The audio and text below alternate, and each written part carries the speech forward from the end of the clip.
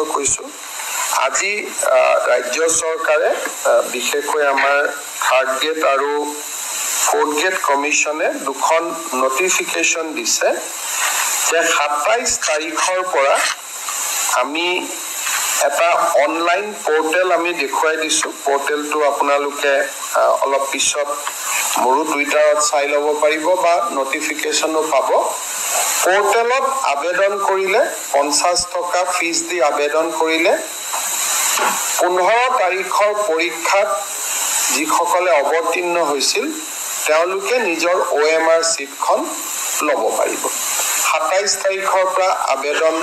আৰম্ভ হ'ব আৰু আবেদনৰ সংখ্যাৰ ওপৰত ভিত্তি কৰি তেওঁলোকে OMR সিটখিনি সেই ইমেইল এড্ৰেছলৈকে পঠিয়াই দিব এনসাৰ কি 15 তাৰিখৰ পৰীক্ষাৰ এনসাৰ কি অহা 28 তাৰিখে সেবাৰ ওয়েব পোৰ্টেলত হোস্ট কৰা হ'ব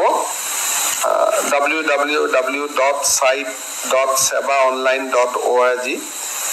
ইয়াতে হোস্ট কৰা হ'ব আৰু এনসাৰ কি লৈ যদি কাবাৰ আপত্তি থাকে সেয়াও যদি সেবাক জনোৱা যায় সেবাই বিচাৰ বিবেচনা কৰিব গতিকে এই তিনিটা দিনাখন মই কৈছিলো তথাপিতো আজি আপোনালোকক আৰু ইয়াৰ নোটিফিকেশন আজি ইতিমধ্যে সরকারে ইস্যু করেছে My name is Toki Bulls from school. So, have the Assam government accepted the cut-off date of 1951 as per the recommendation? Already there are